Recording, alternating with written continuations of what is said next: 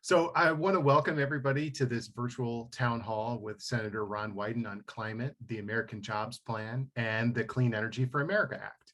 We are recording this town hall, so if you miss something or you have a technological glitch, your power goes out or you lose internet, you will have a chance to see it again. We will post it online so that everyone will have an opportunity to see Senator Wyden's responses. To get us started this afternoon, I am going to begin with our land acknowledgement. The Oregon League of Conservation Voters works to protect people and places on the ancestral lands of the indigenous communities who built homes, economies, and trading routes across the land we now call Oregon.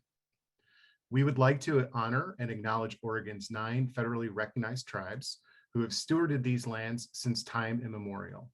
The Klamath tribe of the Southern Oregon Plateau, the Burns Paiute of the High Desert East, the Coquille of Southern Oregon's coastal forests, the Confederated Tribes of Grand Ronde in the Northern Coast Range, the Cow Creek Band of Umpqua in the Southern Oregon foothills, the Confederated Tribes of Umatilla in the Blue Mountains, the Confederated Tribes of Siletz in Oregon's northern rainforests, the Confederated Tribes of Coos, Lower Umpqua, and Siuslaw on the windblown southern coast, and the Confederated Tribes of Warm Springs on the sunny eastern slopes of the Oregon Cascades. And we would like to recognize all the other indigenous communities who have not been federally recognized. Oregon was built on broken treaties. The lasting effects of federal and state policies, both past and present, have put Native Americans at a disadvantage for hundreds of years. It is on all of us, whether we are descendants of colonizers or inhabitants of stolen land, to re-educate ourselves and each other. Together, we have the responsibility to push past recognition and demand land repatriation and reparations to sovereign tribal nations and indigenous people across the state. OLCV aims to work in partnership with tribes to further this endeavor of land repatriation and reparations. And now, please let me introduce our senior senator. This is very exciting. Senator Wyden is someone we all know very well. Most of us have met him in person. He's probably one of the most accessible senators in the entire country. Senator Wyden was first elected to the US Senate in 1996. He is Oregon's senior senator, a climate champion with a very impressive lifetime LCV score of 91% and a 2020 score of 92%. He serves as the chair of the Senate Finance Committee, which has a key role in passing the American Jobs Plan. Welcome, Senator Ron Wyden. Thank you for having me. Great to be with LCV. All right, let's start off real fast, Senator. Can you talk a little bit about the importance of the 2 key proposals, the American Jobs Plan and the Clean Energy for America Act? Yeah, and let me, if I might, with your leave, try to set the table for Oregon. We have opportunities now that are almost unparalleled in my time in public service. I've got 3 proposals that are arguably some of the most important pieces of legislation I've ever been part of. The Clean Energy for America Act, I'll touch on that. The River Democracy Act, which in effect would put us in the position to put more miles of river into the wild and scenic river system than any proposal since the bill began. And then our Oahe legislation. So 3 major proposals, and it's just been wonderful to have a chance to work with OLCV on all 3 of them. Let me tell you why the Clean Energy for America Act is so important and what the connection is to our whole effort to strengthen the economy. What we did in the Senate Finance Committee is something that the Finance Committee has never done in history.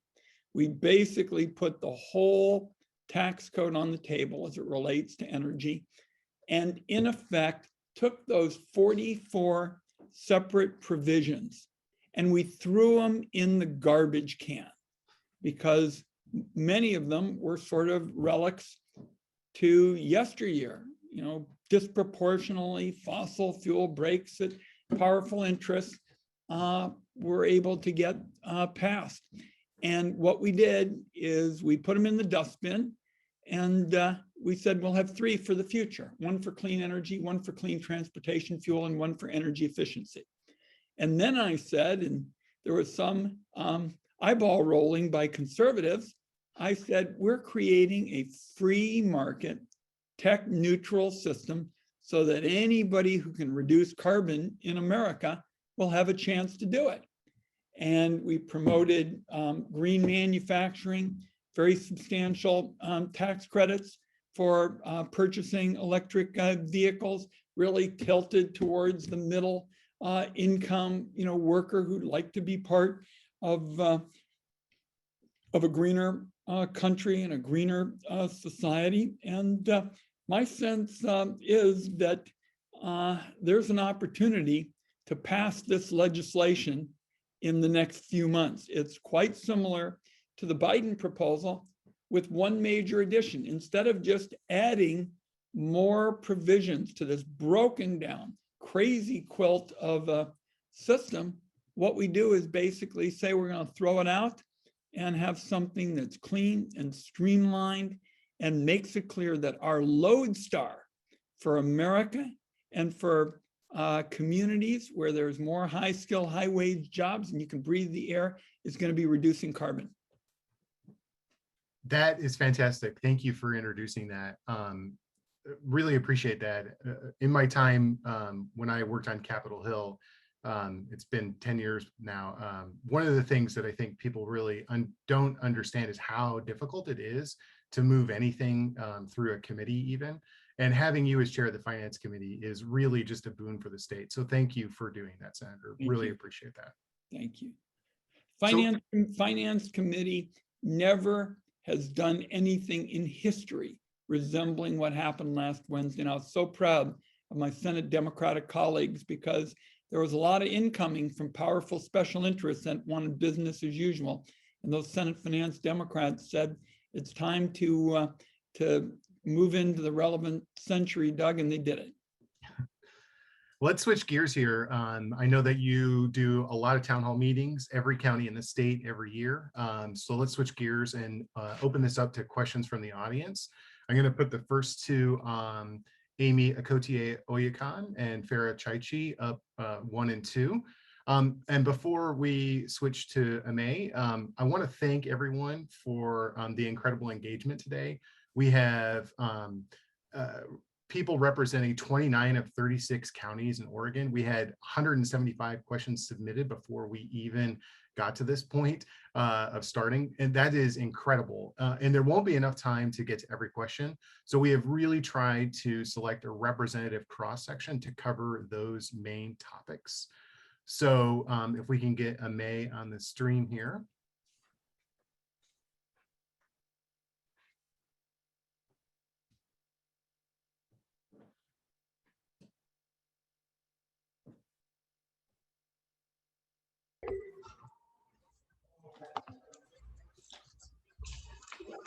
Hello, good afternoon. My name is Ame Okotie-Oyakan. I use she, her pronouns, and I'm calling in from Eugene, Oregon. Thank you for joining us today, Senator Wyden. My question is, how will you make sure that the transportation part of this bill prioritizes public transportation and micromobility, such as e-bikes and scooters, rather than personal vehicles like cars? Hey, May, that's a hugely important question. I was just in Eugene a couple of days ago and people were talking about just these issues then. And let me start by saying that to me, investments in alternative transportation, as far as an infrastructure plan, is an absolute must if you want to have a carbon-free future. And the jobs plan proposes large investments in public transportation, transportation alternatives, tens of billions of dollars to expand and modernize public transit systems.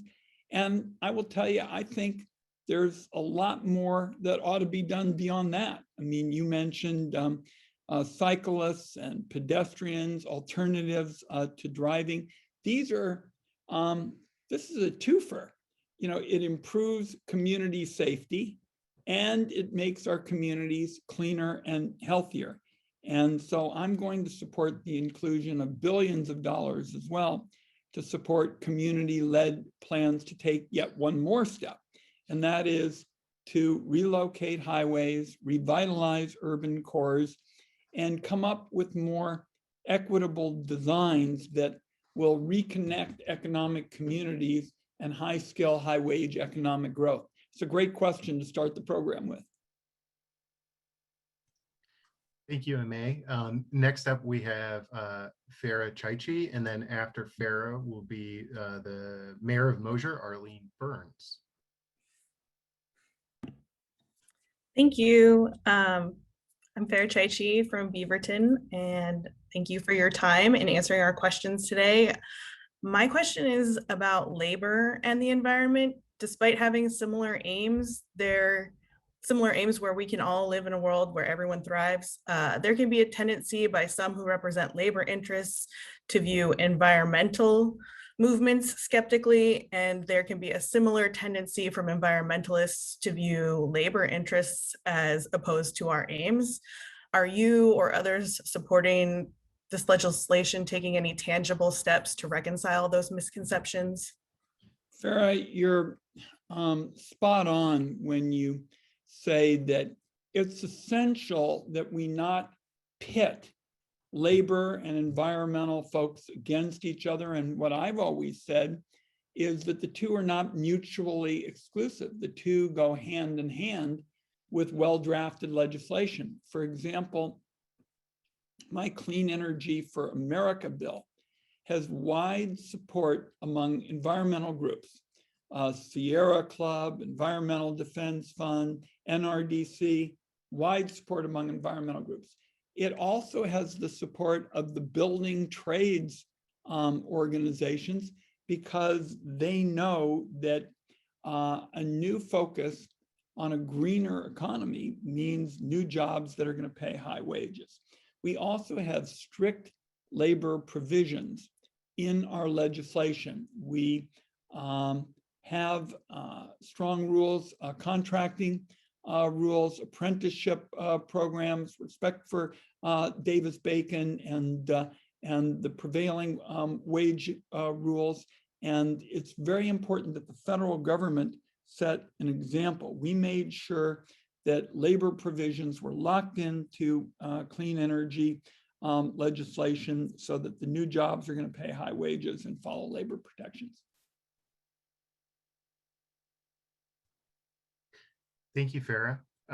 Next up, we have, as I mentioned, the Mayor of Mosier. Thank you, Mayor Burns. And on deck, we have Julia Good-Stefani. Hello, Senator Wyden. Thank you so much for all the work you're doing. And this is indeed a really exciting time for climate. My question is, how do we get the general public to understand the urgency of our climate situation and that it will require a true paradigm shift that you're already talking about, but how do we get our arms around it for the whole population? Mayor, I can tell you, I've been all over the state the last week. I was in Sisters and Blue River and Bend and even at Memorial Day ceremonies at Eagle Point, the National Cemetery there, people were concerned about fire. There had been a big fire the night before. And the reality is the climate emergency is not some far removed, distant threat. And that's what I think the message is about what we're seeing right now across Oregon. Senator Merkley and I just came from the Fire Coordination Center, and we were told it is getting drier every single week. I was in Medford a couple of days ago. The temperature was the hottest on that day in 111 years. We got a call from the National Weather Service in the middle of the briefing, giving us a sense of what the problem is. So we know just from these fires are not your grandfather's fires. They're bigger and they're hotter. And now that we have a chance in the United States Senate, in the House, it's not just our job to sound an alarm, it's our job to work through solutions. And that's why I talked about the Clean Energy for America bill, my energy tax reform bill, American Jobs Plan. I mean, Mayor, if somebody said even 10 years ago that the Senate Finance Committee was going to take the 44 separate energy tax provisions under federal law today and throw them in the garbage can and in effect lay out a cleaner future built around clean energy and clean transportation, energy efficiency, people said no way. But now it's been advanced to the floor of the United States Senate. So I think we know we got a lot of hard work to do, but I think this is a combination of continuing to spread awareness and then actually stand with it until we get legislation passed. Thank you.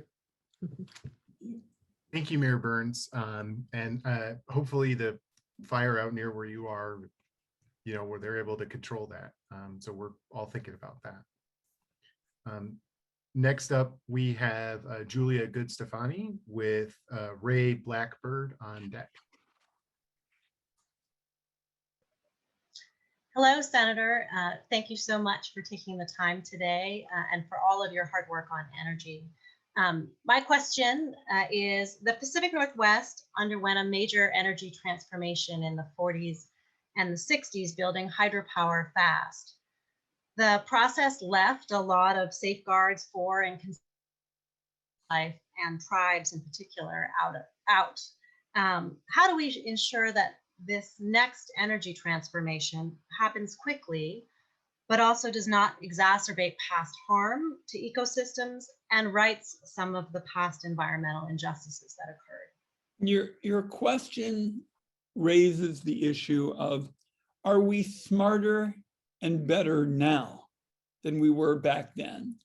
And it's always easy to say, oh, if I'd been alive in the 40s and 50s and 60s, I would have gotten it all right. But I like to think that we've learned a lot since those times, and particularly safeguards for tribes and wildlife has got to be locked in, deeply embedded in the policies that we make going forward. And I can't emphasize enough the importance to me of prioritizing environmental justice for underserved communities, communities of color, in any infrastructure, bill. I get asked, for example, even about fire recovery. And we have in the BIPOC community, a lot of people who still can't get their questions answered. We're having community meetings. We're trying to do all of those things to make sure that, unlike the past, those voices are being heard. And too often, the communities hit hardest by the climate crisis and toxic pollution and environmental degradation are communities of color.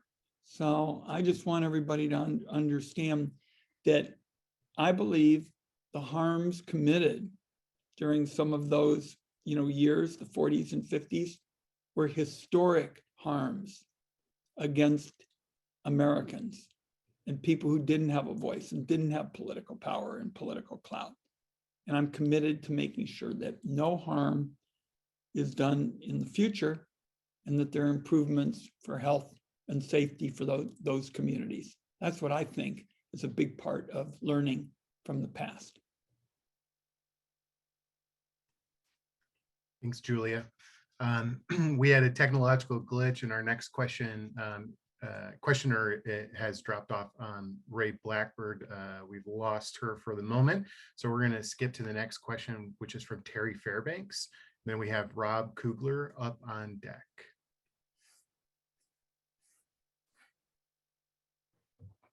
Good afternoon, Senator Wyden. My name is Terry Fairbanks, and I'm in Jackson County, Executive Director of Southern Oregon Forest Restoration Collaborative.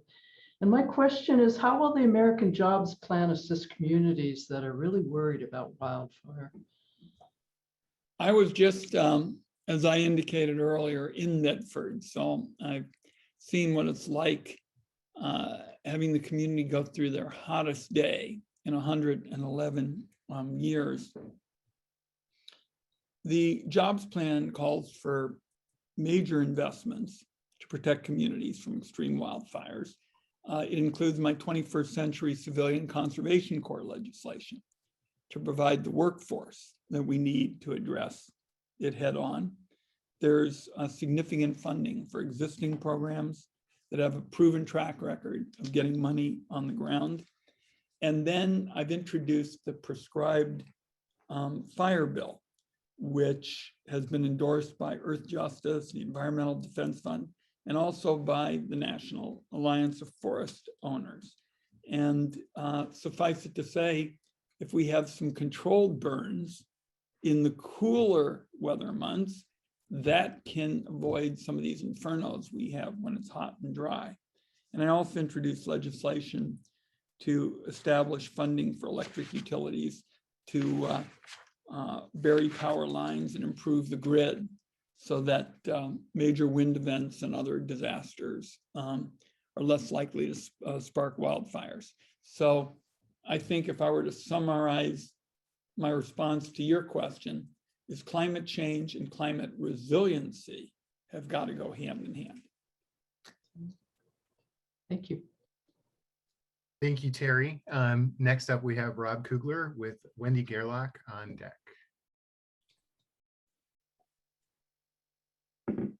Hello, Senator Wyden. I'm Rob Kugler. I'm calling from West Lynn today. Thank you for your time today and for your service to Oregon. My question is this: assuming Republicans continue to resist including features intended to address climate change in any infrastructure bill, what's going to be the Biden administration's and the Senate Democrats' strategy for ensuring that we still tackle the problem? And again, thanks for taking my question. I believe, Rob, the American people elected us to get results. We've just gone through 4 years of going in the wrong direction. Now, we're going to try to be bipartisan. I sometimes get flack for being too bipartisan. Ron's trying to work this out and that out. But when you see signs of just pure obstructionism, you've got to move forward. And we saw that just recently with the bill to create a 9/11 commission to examine January 6th. And I think that we're saying now we're going to continue to try to reach out whenever a bill comes up. But if the agenda is just obstructionism, we're going to remember our primary responsibility is to recognize that every day counts and we've got to get results. Thank you. Thanks, Rob. That was a great question. Next up, we have Wendy Gerlach, who is also an OLCV board member.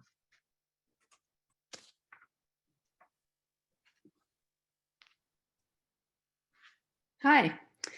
Thank you so much, Senator Wyden, for being here with us today. I find it very encouraging to hear about your great work that you're pushing forward from a tax lawyer. So the idea of getting rid of some old tax code that we don't need, that's counterproductive, all over that. But my question has to do with the forests really and water quality and infrastructure. So in particular, I'd love it if you could talk a bit about forest management, how that links to our water supplies, and how we can get funding for improving this natural infrastructure, our forests that safeguard our water supplies. Wendy, you know, the fires of 2020 showed that these huge wildfires are a major threat to livability. And now going forward, the federal government has got to lock in the relationship between wildfire risk reduction and funding for water infrastructure. So my River Democracy Act, for example, would protect Oregon's rivers for habitat, drinking water, and most importantly, I think right now, it would stipulate that federal agencies managing the river under the River Democracy Act implement a wildfire risk reduction plan for every river corridor. So you absolutely lock in, and I've been bringing this up in some of the most conservative areas of the states that, oh my God, Ron's River Democracy Act. I say every river corridor would have a wildfire risk reduction plan. So in terms of rivers, this is the largest river protection proposal since 1968, since the original Wild and Scenic Bill. And what it does is it protects rivers from pollution and damming, and then it protects homes and businesses and rivers from wildfire. So we're trying to use all the tools in the toolbox. And it seems to me this kind of approach, where you say you're going, we took nominations from Oregonians, 15,000 nominations for wild and scenic rivers. And then you say for every river that you're going to put in to this new approach, which has never been tried in America. It's not a bill written in Washington, it's a bill written in Oregon. You're gonna have a wildfire risk reduction plan for each corridor. That's the way that you get serious about fires and protecting rivers.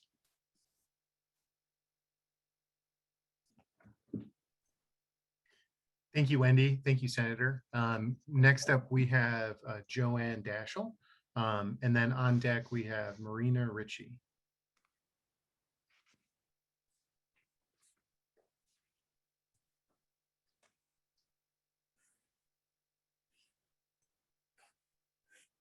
Go ahead, Joanne. You're on mute. Okay, thank you. Thank you, Senator Wyden. I wanted to ask you about the energy piece of what you're working on. We just recently installed a solar panel system and found that process to be somewhat challenging on the financing piece. And so my question for you is, incentives for solar panels and electric vehicles continue to rely on tax breaks that favor upper income groups, when lower income residents would clearly benefit most and help spread the technology. What can you do to address this inequity and make green technology within reach for everyone? Joanne, what I've learned in my years on the Finance Committee, that probably the most important tool to promote progressivity in the kinds of areas you're talking about is to make sure that tax credits, which is the heart of our bill to produce these incentives, are refundable. Because if the tax credits are refundable, then right away you bring in a whole different economic strata, people of modest means, because for all practical purposes, it's cash directly in their pocket. So ensuring equitable access is key. Our tax credits are refundable. We have incentives for projects that serve disadvantaged communities as well.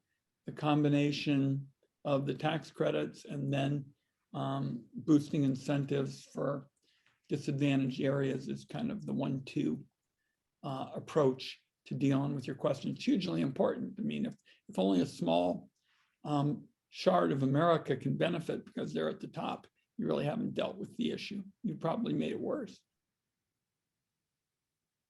Thank you. Thanks, Joanne. Next up, we have Marina Ritchie, and then following Marina will be Ray Blackbird.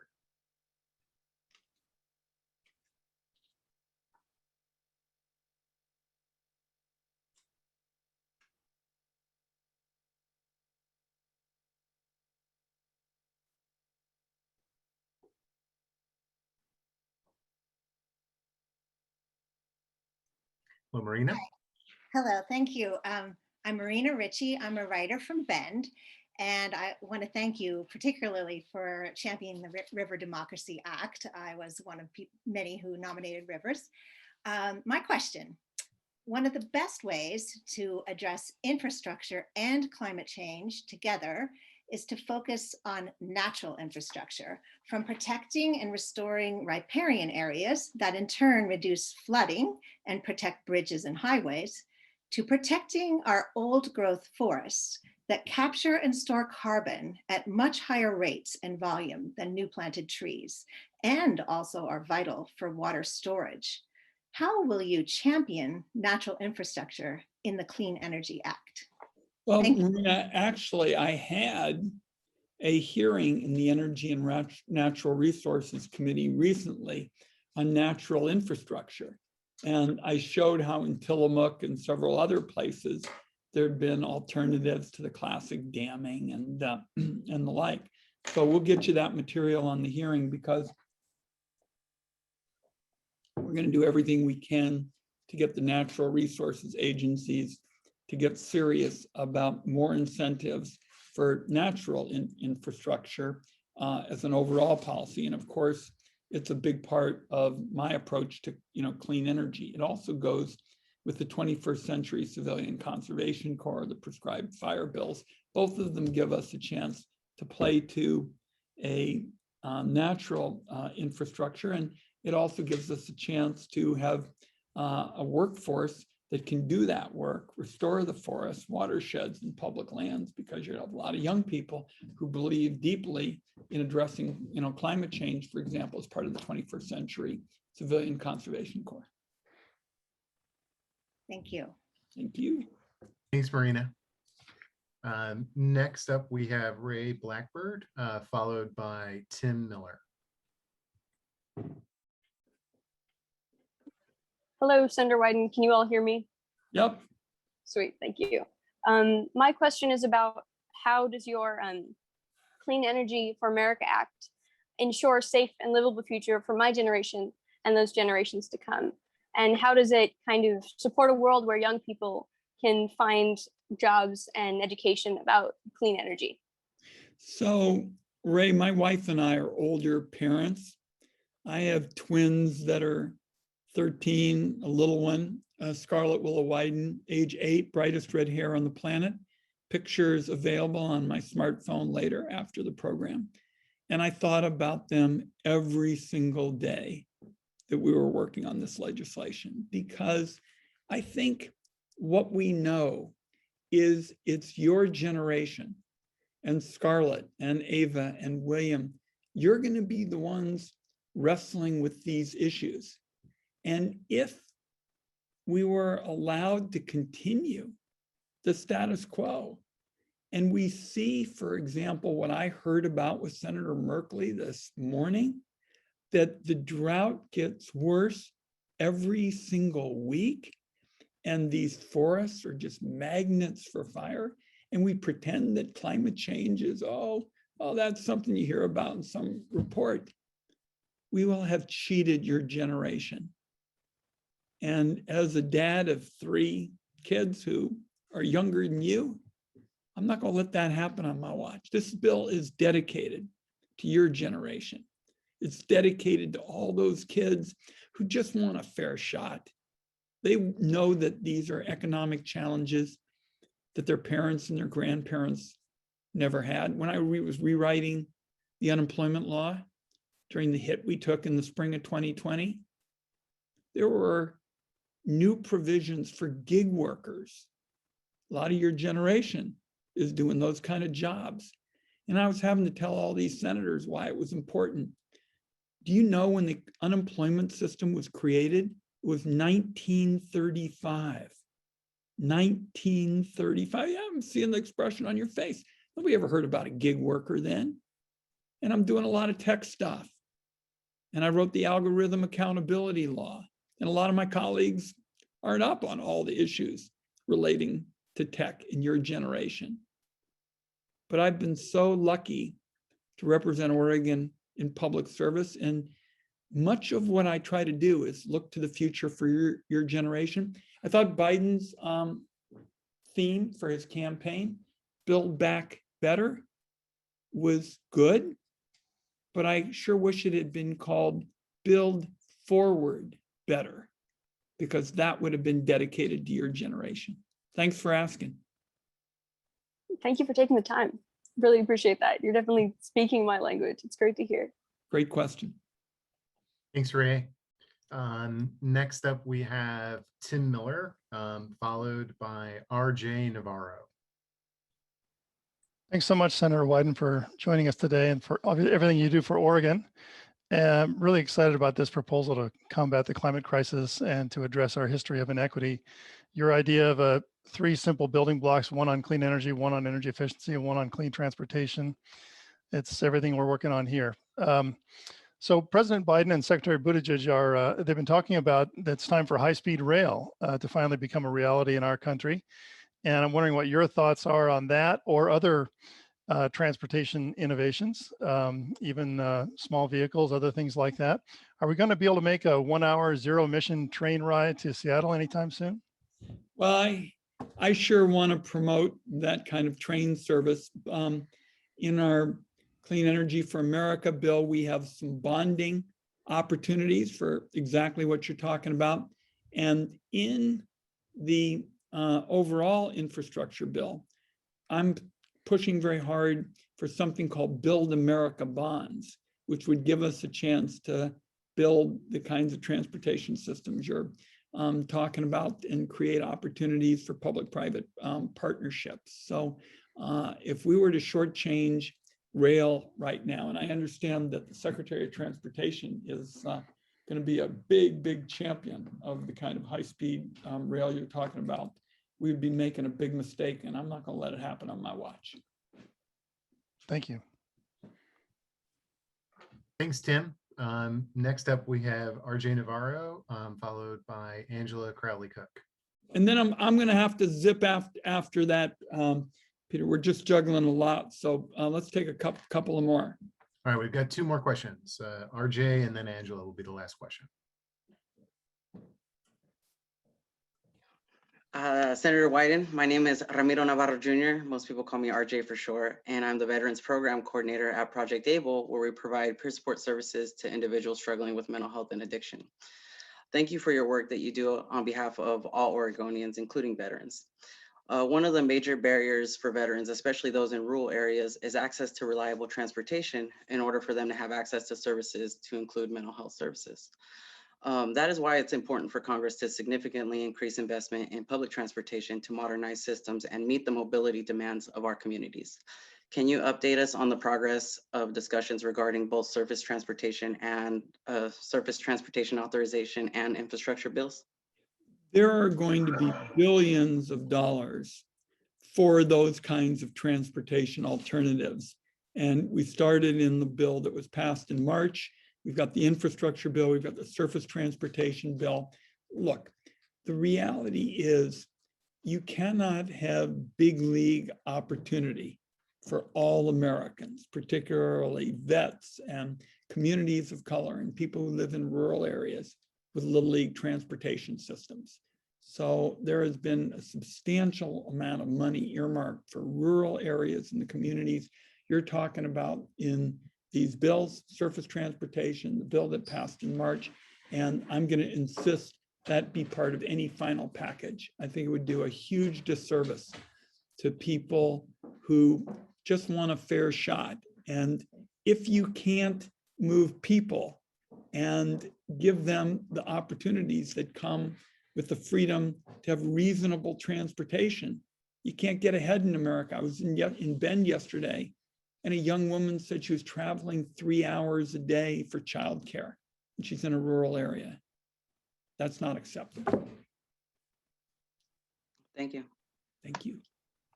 Thanks for that question, RJ. And then our last question is Angela, and then Senator, if you want to wrap up or give closing statement, that'd be awesome. Thanks so much. Angela Crowley-Cook, Executive Director of OSEA, the Oregon Solar Plus Storage Industries Association. Just wanted to thank you, Senator, for your support of the investment tax credit. As you know, it's been the most important federal program to help solar. And we were excited to see you include it, bring it back to its previous rate of 30%. Really happy for your support. And also for your support on making credits refundable. So given all that, what do you think the prospects are to get that percentage of the credit back up to 30%, given comments by Senator Grassley and Senator McConnell in the past? Senator McConnell went down on the floor and you could just see how frustrated he was because he kept saying it was socialism and there were mandates. And I said, I don't want to be obstreperous here, but this creates a free market, technology neutral system, and there's not a mandate in sight. And you could just see him getting more and more frustrated as time went along. And if you heard John Cornyn at the end, John Cornyn just said, oh, this is horrible and Western civilization is going to end and all this.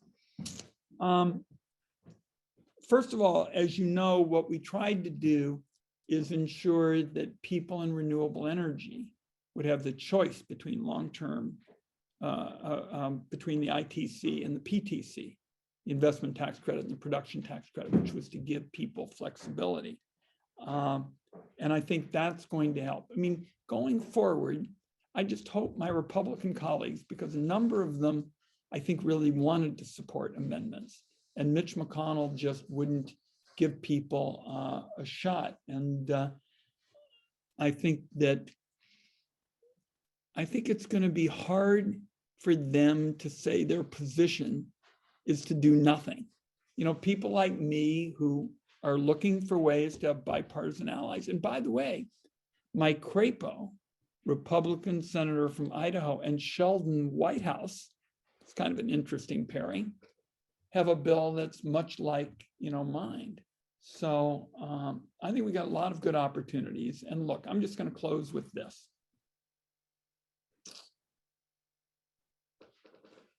There hadn't been a bad question in the digital house today.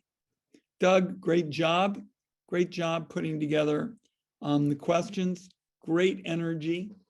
And I'm really glad that before the program ended and I completely lost my voice, Ray Blackburn could give us a chance to elevate the issue of what this means for her generation.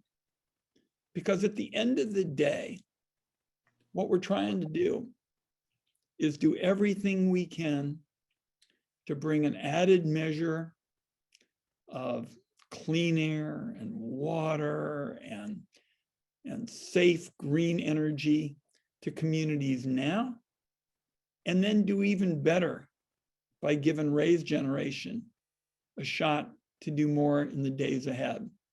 And that's why these are such unique times and why we're all putting in these long hours. So big thanks to you, Doug, and all the good people at OLCV. And I'm gonna have to zip and got my hands full the rest of the day, but let's put this conversation in the to be continued department, okay? Thanks, everybody. Thank you, Senator Wyden. Really appreciate your time and engagement on this. It's really important. Thank you so much. Thank you. And before everyone leaves, if you can take just a couple seconds, I want to hand this over to Brittany Van Sitters on the OLCV team. Brittany, thank you for joining us. Thanks, Doug. Thank you all so much for being here today to learn more about this exciting climate legislation and to show your support for Senator Wyden's work. I want to encourage you all to just stay engaged and stay involved, and there are a number of ways to do that. First, please like OLCV's Facebook post and add a comment to thank Senator Wyden for spending his time with us today and for his leadership on climate action. We are putting a link to that post in the chat, so please head over there right now and add your thanks to the senator. Second, many of you had some really great questions that we unfortunately just didn't have time to get to. So I would encourage you to send a personal email to Senator Wyden directly and see his response that way. We can also put a link to the website where you can send him an email in the chat. And then last and certainly not least, we want to spread the word and show really broad support for both the American Jobs Plan and the Clean Energy for America Act. to really show Congress that the time to act and take federal climate action is now. So one of the best ways to do that is by writing a letter to the editor or LTE to a local newspaper. LTEs are a really great way to voice your opinion on these bills, show your support for Senator Wyden and the rest of Oregon's congressional delegation who are working really hard to pass these bills. And the LTEs can even inspire others to take action too. So OLCV has put together a toolkit that you can use to kind of help guide you.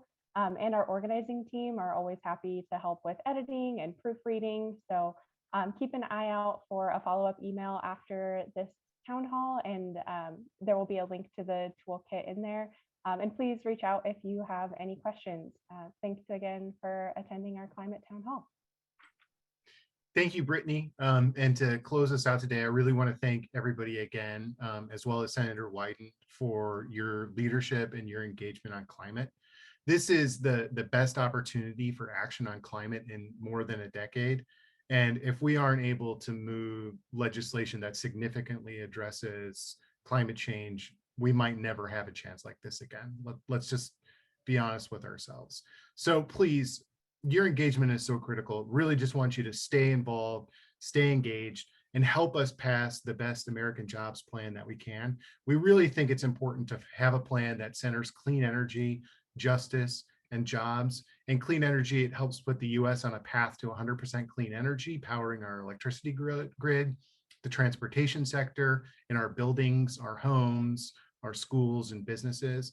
And with regard to justice, it prioritizes just and equitable solutions that the communities most harmed by toxic pollution, low income, and communities of color are leading, and ensure that at least 40% of the benefits go to the communities who need it most.